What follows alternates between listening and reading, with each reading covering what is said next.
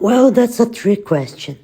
Of course, you can stack primarily gold or silver and still do very well and get great returns. But the answer is you should stack both.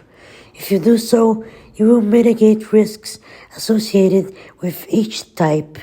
Each precious metal has its pros and cons. While silver has a great industrial demand, gold is less volatile. Gold has historically performed better than silver, but silver has great potential. A few ounces of silver are worth way less than an ounce of gold, and that brings up the problem of storage space. You will usually store it in your safes or in a secure storage facility. But silver takes up more space when compared to gold. Personal preference is always a factor, but if the question is, what's the percentage of gold to silver which you should own? Well, there is an answer. Experts recommend about 75% gold and 25% silver.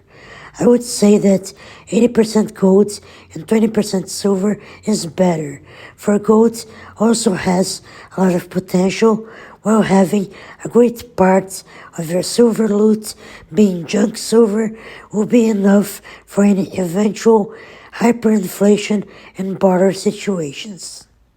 Gold has broken record after record, but central bank buying isn't stopping anytime soon.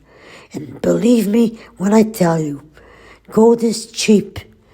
It just doesn't feel that way. Silver is meeting some resistance, and I'm sure you've heard about reserves being depleted soon. But that is not the case. Just like the yellow metal, it is a hedge against inflation and a store of value. But just like I've said before, it's volatile.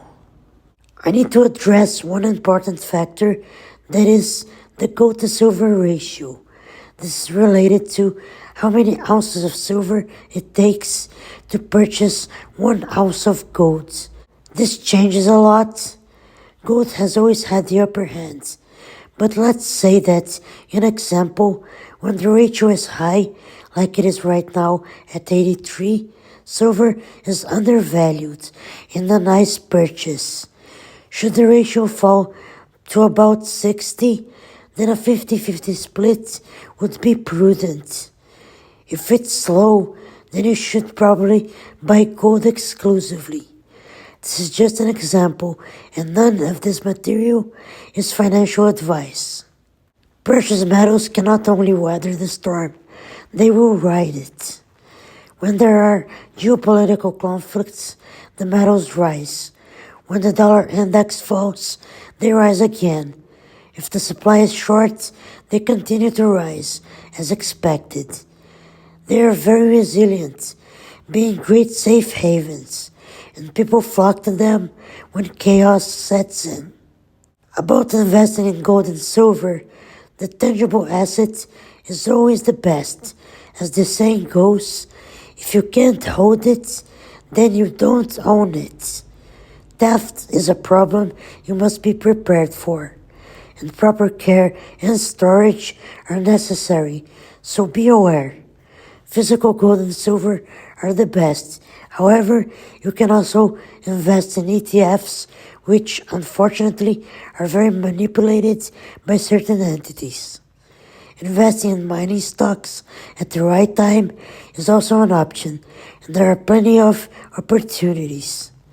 Whichever path you choose, remember that gold and silver should not constitute 100% of your holdings.